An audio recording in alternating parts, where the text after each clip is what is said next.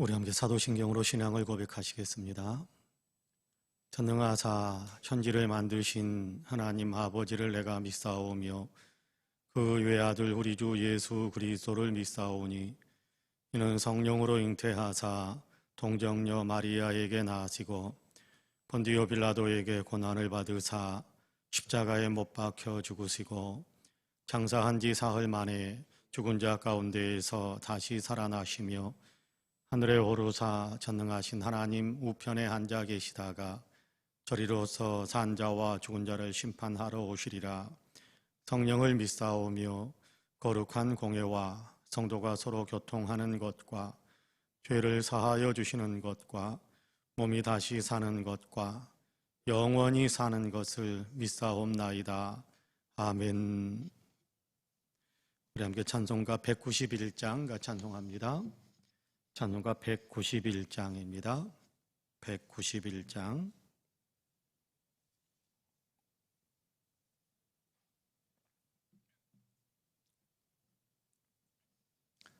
찬송가 191장 찬송합니다. 내가 매일 기쁘게 순례의 길 행함은 주의 팔이 나를 안보함이요, 내가 주의 큰 복을 받는 참된 비결은 주의 영이 함께함이라. 성령이 계시네 할렐루야 함께하시네. 좁은 길을 걸으며 밤낮 기뻐하는 것 주의 영이 함께함이라. 전에 죄에 빠져서 평안함이 없을 때 예수 십자가의 공로 힘입어 그 발 아래 엎드려 참된 평화 얻음은 주의 영이 함께함이라. 성령이 계시네 할렐루야 함께하시네. 좁은 길을 걸으며 밤낮 기뻐하는 것 주의 영이 함께함이라. 나와 동행하시고 모든 염려하시니 나는 숲의 새와 같이 기쁘다. 내가 기쁜 마음으로 주의 뜻을 행함은 주의 영이 함께함이라. 성령이 계시네 할렐루야 함께하시네. 좁은 길을 걸으며 밤낮 기뻐하는 것 주의 영이 함께함이라. 세상 모든 욕망과 나의 모든 정욕은 십자가에 이미 못을 박았네. 어두운 밤이 지나고 무거운 짐 벗으니 주의 영이 함께함이라. 성령이 계시네 할렐루야 함께하시네. 좁은 길을 걸으며 밤낮 기뻐하는 것 주의 영이 함께함이라. 아멘. 하나님의 말씀은 고린도후서 13장입니다. 고린도후서 13장 1절에서 5절까지의 말씀입니다. 고린도후서 13장 1절에서 5절까지의 말씀, 우리 한 목소리로 같이 봉독하겠습니다. 13장 1절에서 5절까지 같이 봉독합니다. 내가 이제 세 번째 너희에게 가리니 두세 증인의 입으로 말마다 확정하리라. 내가 이미 말하였거니와 지금 떠나 있으나 두 번째 대면하였을 때와 같이 전에 죄 지은 자들과 그 남은 모든 사람에게 미리 말하노니 내가 다시 가면 용서하지 아니하리라. 이는 그리스도께서 내 안에서 말씀하시는 증거를 너희가 구함이니 그는 너희에게 대하여 약하지 않고 도리어 너희 안에서 강하시니라. 그리스도께서 약하심으로 십자가에 못 박히셨으나 하나님의 능력으로 살아계시니 우리도 그 안에서 약하나 너희에게 대하여 하나님의 능력으로 그와 함께 살리라. 너희는 믿음 안에 있는가? 너희 자신을 시험하고 너희 자신을 확증하라. 예수 그리스도께서 너희 안에 계신 줄을 너희가 스스로 알지 못하느냐? 그렇지 않으면 너희는 버림받은 자니라. 아멘. 이 말씀에 큰 은혜가 있기를 원합니다. 할렐루야. 오늘도 하나님께서 열어주신 새 하루의 삶을 하나님의 은혜 가운데에서 승리하며 또 주께 영광을 올려드리며 또 하나님께서 맺게 하시는 아름다운 열매를 많이 맺으면서 살아가시는 우리 사랑하는 모든 성도님들이 되시기를 주님의 이름으로 간절히 축복합니다. 주의 평강과 주의 위로 또 주님께서 함께 하셔서 복을 주시는 축복의 역사가 우리 사랑하는 성도님들의 삶에 더 넉넉하게 채워지기를 주님의 이름으로 간절히 축복합니다. 아멘. 오늘 우리가 고린도후서 13장 1절에서 5절까지의 말씀을 같이 읽었습니다. 서신서들을 읽어보면 마지막 장은 항상 거의 마지막 장은 이렇게 마지막 인사하는 서신서의 어떤 모든 것들을 마무리하는 메시지들을 마무리하는 그런 내용으로 그렇게 기록이 되어져 있습니다. 그래서 서신서들을 읽어보면 대체적으로 누구에게 문안하고 누구에게 문안하고 누구에게 문안하고 그런 내용이 거의 모든 서신서들에 이렇게 많이 기록되어져 있는 것을 보게 되거든요. 근데 오늘 우리가 읽은 본문 고린도후서 13장은 마지막 장임에도 불구하고 누구에게 문안하고 누구에게 문안하고 그런 분량이 아주 작습니다. 마지막에 인사하는 마지막 마무리하는 인사가 13장 마지막 부분에 몇 절만 기록이 되어져 있고 여전히 이렇게 교회에 대한 권고와 교회에 대한 이렇게 깨우침에 더 많은 초점을 맞춰서 마무리 이렇게 인사하고 권면하는 그런 내용들도 그렇게 메시지가 선포되고 있구나라는 사실을 알 수 있게 되는데요. 그 마지막 권면하고 마무리 인사하는 그 내용의 13장의 처음 시작점이 오늘 우리가 읽은 본문입니다. 여기에서는 굉장히 좀 강력한 메시지가 여전히 계속되고 있음을 보게 됩니다.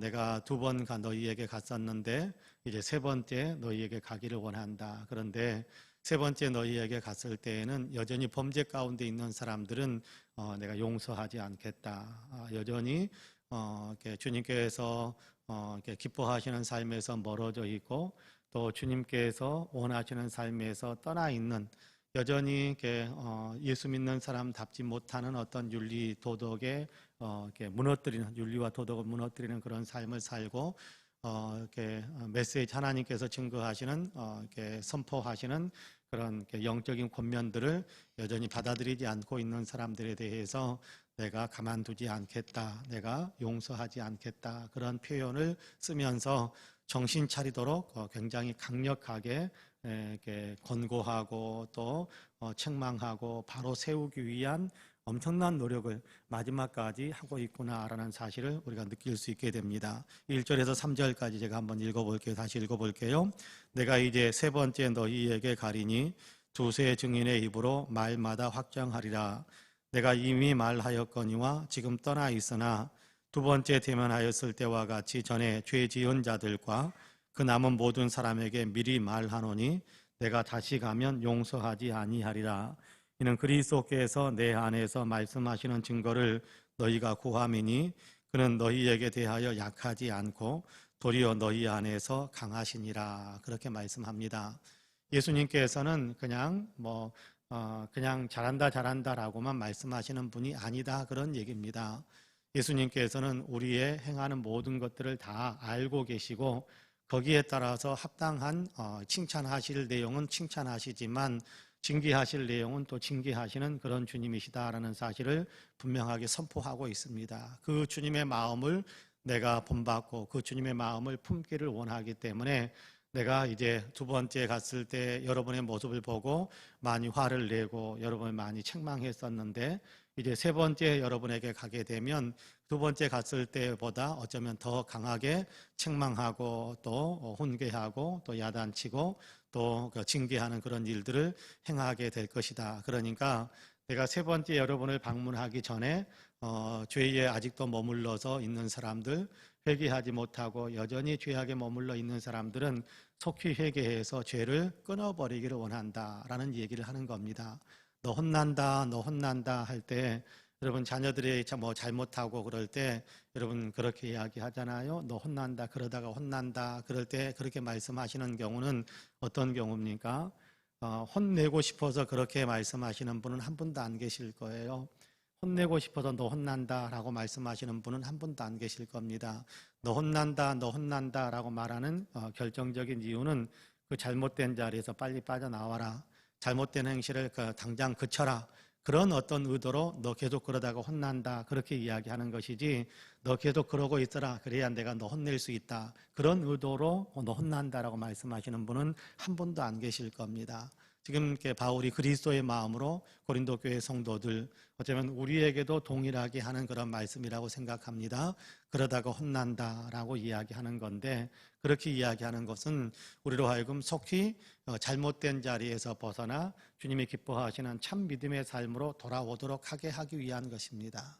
그러니까 여러분 이렇게 혼내려고 하는구나 라는 것보다도 돌아오라고, 바른 삶으로 그렇게 회개하고 돌이키라고 그렇게 말씀하시는 메시지구나 라고 그렇게 우리가 이해하고 받아들이는 것이 가장 은혜 가운데서 주의 말씀을 받아들이는 그런 믿음의 태도다라고 생각하시면 될 것 같아요. 4절에 보면 그런 얘기합니다.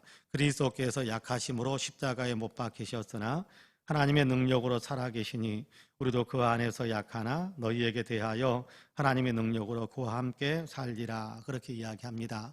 그리스도께서 약하심으로 십자가에 못 박히셨다 그렇게 표현합니다. 예수님께서 어쩔 수 없이 이렇게 무능하고 무기력하고 전혀 힘이 없어서 십자가에 못 박혀 죽으셨다 그런 얘기는 아닙니다. 예수님께서는 스스로 약해지셔서, 스스로 나약해지셔서, 스스로 자기 자신을 주장하지 않으셔서 자기 자신의 어떤 권세와 능력들을 사용하는 것을 포기하면서 스스로 약해지심으로, 스스로 약한 자리에 서심으로 십자가에 못 박히셨다 그렇게 이야기합니다. 여러분 예수님께서 능력이 없으셔서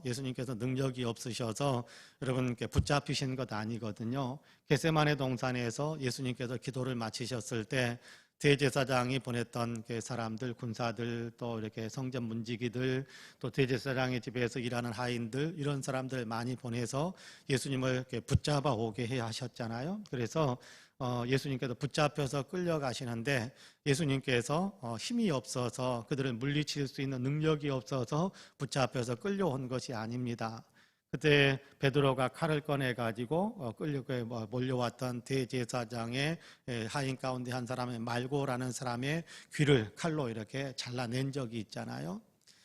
그때 예수님께서 하셨던 말씀이 있습니다. 뭐라고 말씀하시느냐 하면 하나님께서 말씀하셨던 내용을 이루는 과정이다라고 이야기하고, 한편으로는 더 큰 얘기를 하시는데 그게 뭐라고 무슨 말씀을 하시느냐 하면, 내가 지금 12군단 더 되는, 여러분 군단이라고 한다면 어마어마한 병사들이거든요. 한 군단이라고 해도 수천 명일 텐데 12군단이 넘는 천사들을 동원할 수 있는 능력이 내게 없다고 생각하느냐? 나는 그렇게 할 수 있는 충분한 능력을 가지고 있다. 그럼에도 불구하고 내가 그렇게 하지 않는 이유는 하나님께서 이렇게 메시아 그리스도가 이런 길을 걸어갈 것이다 라고 말씀하셨던 그 길을 내가 걸어가야 하기 때문에 나는 지금 스스로 무장해제를 하고 스스로 모든 권세와 동원할 수 있는 능력들을 다 내가 버리고 내가 지금 이렇게 약한 자의 모습으로 붙잡혀서 끌려가는 것이다. 이사야 53장에 보면 예수 그리스도에 대해서 미리서 예언해 놓은 내용이 있지 않습니까? 털 깎는 자에게 끌려가는 어린 양과 같이, 털 깎는 자에게 끌려가는 양과 같이 정말 아무런 반항하지 않고 아무런 어떤 자기의 힘을 사용하려고 하지 않고 그렇게 끌려가서 그냥 이렇게 털 깎는 자가 이렇게 양의 자세를 이렇게 뒤집어 놓으면 양은 그대로 있는 거예요. 그러면 또 털을 깎고, 그러면 또 이렇게 또 뒤집어 놓으면 또 이렇게 칼을 깎고 털을 깎고, 그러는 것이 양 털 깎는 자에게 자기를 위탁하고 맡겨버리는 양의 모습이거든요. 예수님께서 그런 모습으로 십자가를 지시게 된다라는 것에 대한 얘기를 지금 이렇게 성경에서 우리에게 보여주고 있는데, 예수님은 그렇게 약하신 분이 아니지만 스스로 그 모든 것들을 포기하면서 약한 모습으로 그렇게 예수님께서는 죽으셨다. 그렇지만 하나님께서는 절대적인 능력으로 죽은 예수님을 다시 살리셨다. 놀라운 강함으로 죽은 예수를 다시 살리셨다. 강력한 능력으로 예수님은 다시 살아나셨다라는 것에 대한 얘기를 들려주는 겁니다. 자, 여러분, 우리의 어떤 게 현상들로 볼 때, 이런저런 모습들로 볼 때, 여러분, 우리도 마찬가지입니다. 우리도 마찬가지입니다. 우리도 여러분 스스로 좀 약해질 필요가 있고, 그렇죠? 스스로 강하게 하려고 하거나, 스스로를 더 위대하게 만들려고 하거나, 스스로 더 높아지려고 하거나, 그런 어떤 모습들을 우리가 좀 내려놓고, 그래, 나는 주님 안에서 주님이 나를 사용하시도록 그렇게 내 자신을 온전히 주님께 맡겨버리기 위해서 스스로 우리 자신이 좀 약해질 필요가 있다라는 것에 대한 얘기를 하는 겁니다. 우리도 그리스도 안에서 약한 자의 모습으로 그렇게 살아가면 하나님께서 그리스도 예수를 살리신 그 놀라운 능력으로 우리를 다시금 더 강하게 만들어주고 능력 가운데 있게 하실 것이다 라고 이야기하는 겁니다. 그런 의미에서 여러분, 우리 자신도 이렇게 나를 많이 내세우려고 애쓰는 것이 아니라, 바울은 약하다 그렇게 고린도 교인들은 이야기할지 모르지만, 그러나 그리스도 예수 안에서 하나님의 놀라운 능력이 내게 있고, 그래서 내가 여러분에게 복음을 선포하고, 그리고 또 여러분에게 하나님의 메시지를 증거할 때 증거하시는 증언하는 그 메시지들에 대해서 하나님께서 능력으로 역사해 주실 것을 나는 믿는다라고 이야기하는 거거든요. 내가 강해서 이런저런 일들을 행하겠다라는 것이 아니라, 나는 약한 자의 모습으로 사람들에게 그렇게 이렇게 사람들에게 높이 추앙을 받지 못하는 모습이라고 할지라도, 그러나 나는 여전히 세상에서 낮은 자, 약한 자의 모습으로 있다고 할지라도 주께서 맡겨준 그 일들을 위해서 묵묵히 순종하면서 걸어가다 보면 결국은 주님께서 나를 높이셔서 하나님의 능력을 나를 통해서 나타나게 하실 것이다 라는 것에 대한 고백을 하는 겁니다. 여러분, 고린도 교인들은 바울에 대해서 겁먹지 않았던 모습이 없잖아 있었던 것 같아요. 바울은 우리와 같이 있을 때는 말하는 거 보면 웅변력도 없고 별로 이렇게 신체적으로도 강한 것 같지 않고, 전에 내려오는 이야기에 의하면 바울은 키도 좀 작고 키가 작을 수밖에 없었던 원인은 약간 이렇게 꼽사등이 좀 있었다라는 그런 얘기가 있어요. 그러니까 외모로 본다면 형편없어 보이지요.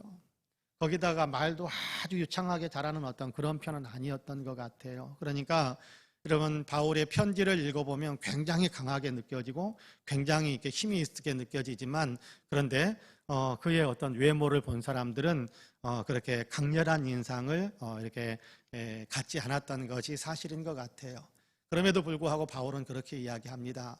나의 외모, 나의 외적인 모습들 약해 보이지만, 그러나 하나님께서 나에게 일을 맡기셨고, 그래서 하나님께서 하나님의 일을 행할 때에 죽은 자 가운데서 달리 살아나게 만드셨던 하나님의 놀라운 능력으로 나와 함께 하셔서 내가 약한 모습이지만 내가 전하는 메시지를 통해서 강하게 능력 있게 하나님께서 일하시게 될 것이다 라는 것에 대한 얘기를 하는 겁니다. 그러니까 더 이상 징계받을 사람으로, 하나님의 어떤 주의 이름으로 그렇게 징계를 선포 당하는 어떤 그런 대상으로 머물러 있지 말고, 여러분, 더 위로를 받고 칭찬을 받을 수 있는 모습으로 돌아오라라고 하는 겁니다. 자, 그러면서 5절에서는 굉장히 우리를 하여금 정신이 번쩍 나게 하시는 그런 말씀을 들려주는데, 제가 5절을 읽어보겠습니다.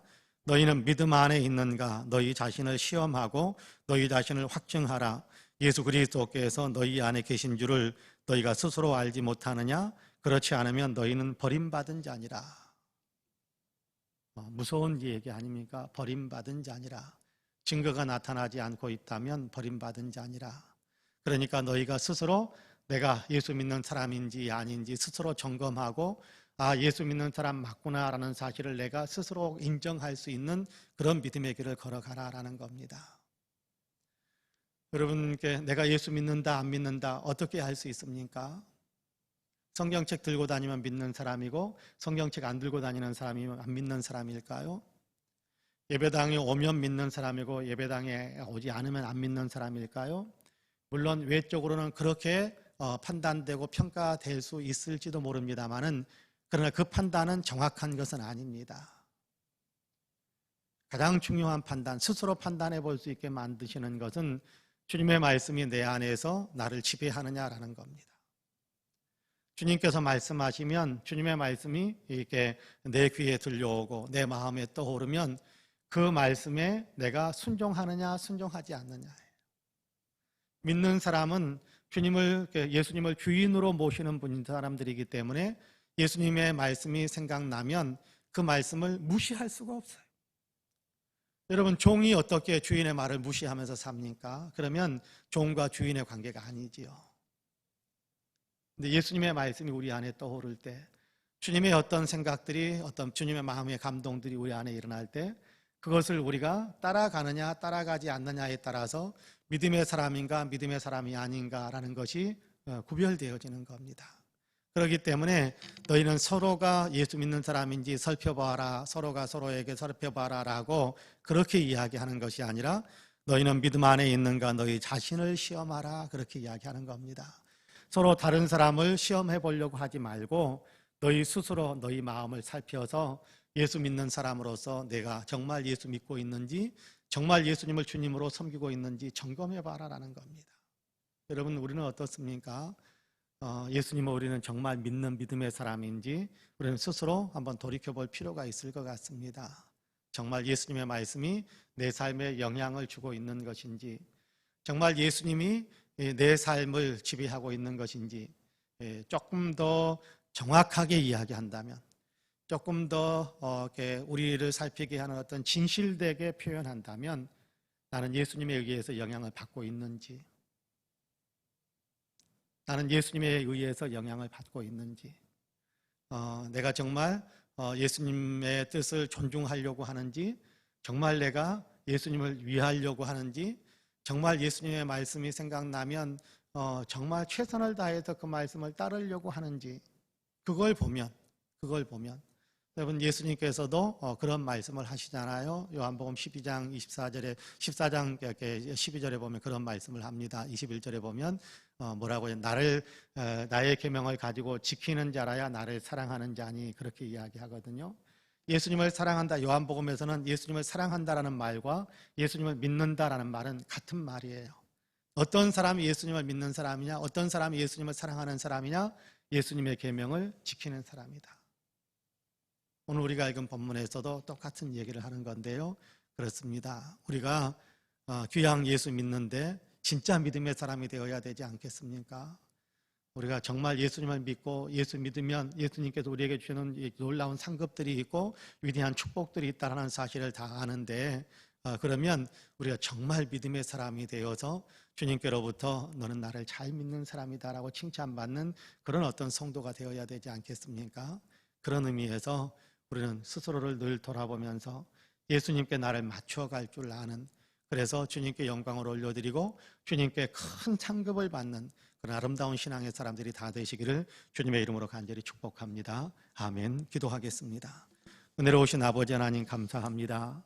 오늘도 우리를 사랑하시어서 새벽을 깨우시고 우리로 하여금 예배하며 기도하는 자리에 서게 하시니 감사합니다. 너희 자신이 믿음 안에 있는가 스스로를 시험해 보라고 하는데, 하나님, 우리는 여전히 이렇게 세상 속에서 높이 추앙받는 자리에만 서고 싶어하고 믿음의 자리, 주님을 따라가는 자리에 우리가 머물러 있기는 것을 원치 않을 때가 많았음을 고백하지 않을 수가 없습니다. 이제 주의 말씀에 따라서 내가 약한 자의 모습을 갖출지라도, 세상에서는 내가 좀 이렇게 좋지 않은 어떤 대우를 받는 연약한 자리에 서게 되는 일이 있다고 할지라도, 그럼에도 불구하고 주님을 닮아가고 주님이 기뻐하시는 믿음의 삶을 온전히 걸어가겠다라는 귀한 믿음의 결단이 이 새벽 우리에게 있게 하심을 감사합니다. 이 믿음 더욱 굳세게 지켜갈 수 있도록 우리에게 은혜의 은혜를 더하여 주옵소서. 자비와 긍휼이 풍성하신 하나님, 이 지구촌을 위해서 기도하지 않을 수가 없습니다. 속히 코로나에서 온전히 벗어날 수 있도록 은혜를 더해 주시기 원합니다. 대한민국뿐만 아니라 전 세계 모든 나라에서 하나님 코로나에 승리하는 아름다운 열매들이 나타날 수 있도록 방역과 치료제와 또 하나님 이 백신 접종이 온전히 순적하게 이루어질 수 있도록 도와주시사 지구촌에서 이제 코로나의 아버지 하나님 염려나 코로나에 대한 두려움이 없이 모든 일상을 회복하는 귀한 역사도 있게 하여 주옵소서. 우리의 가까운 나라 곳에 있는 나라 하나님 미얀마에 주의 은혜를 더하여 주시기를 간절히 원합니다.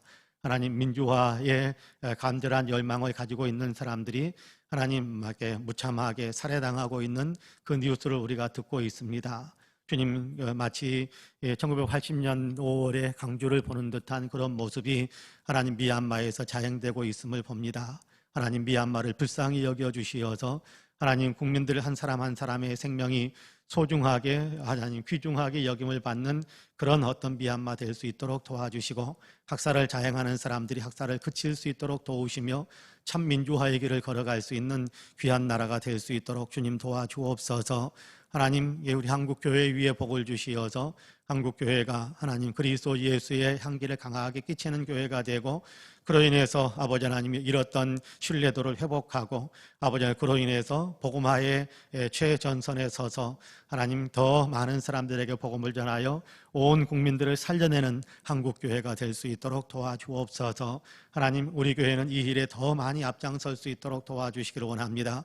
지역사회에 하나님 그리스도 예수의 아름다운 사랑을 나누어 줄 수 있게 하시기를 원합니다.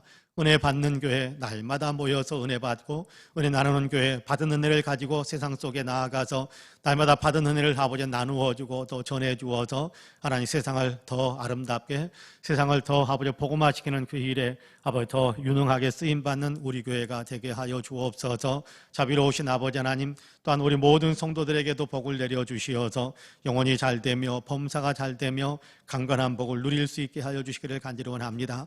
건강이 여의치 못한 분들 병원에 입원해 있는 분들 아버지 기력을 잃은 분들 모두에게 은혜를 베풀어 주시어서 건강이 회복되게 하여 주시고 기력을 되찾게 하여 주옵시고 더 놀라운 활력을 가지고 아버지 주님께서 맡기신 그 인생의 더 아름다운 불꽃을 피우며 살아갈 수 있는 모든 성도님들이 되게 하여 주옵소서. 경제적으로 어려운 분들에게 주님 물질의 축복도 더하여 주옵시고 하나님 마음이 아버지는 많이 위축되어 있는 분들에게 주님의 위로와 평강 주님께서 주시는 희망과 용기가 항상 있도록 주님 도와주옵소서. 꿈을 향하여 달려가는 사랑하는 성도들에게 은혜를 베풀어 주시어서 꿈을 아버지 하나님이여 성취할 수 있는 축복의 대로를 활짝 열어주시기를 또한 간절히 원합니다. 아버지 이 새벽에 교회에서 또 있는 처소에서 이런저런 아버지의 기도의 제목들을 주님 앞에 올려드리고 있는 우리 사랑하는 모든 성도들에게 기도 응답의 복을 더하여 주시고 또 아버지 하나님 기도할 수 있는 힘도 더하여 주옵시고 오늘도 주님이 기도에 응답하시는 귀한 역사들을 친히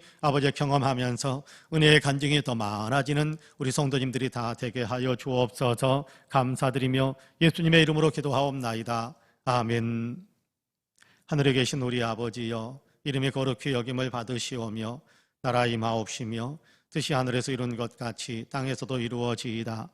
오늘날 우리에게 일용할 양식을 주옵시고 우리가 우리에게 죄 지은 자를 사하여 준 것 같이 우리 죄를 사하여 주옵시고 우리를 시험에 들게 하지 마옵시고 다만 악에서 구하옵소서. 나라와 권세와 영광이 아버지께 영원히 있사옵나이다. 아멘. 함께 기도합니다.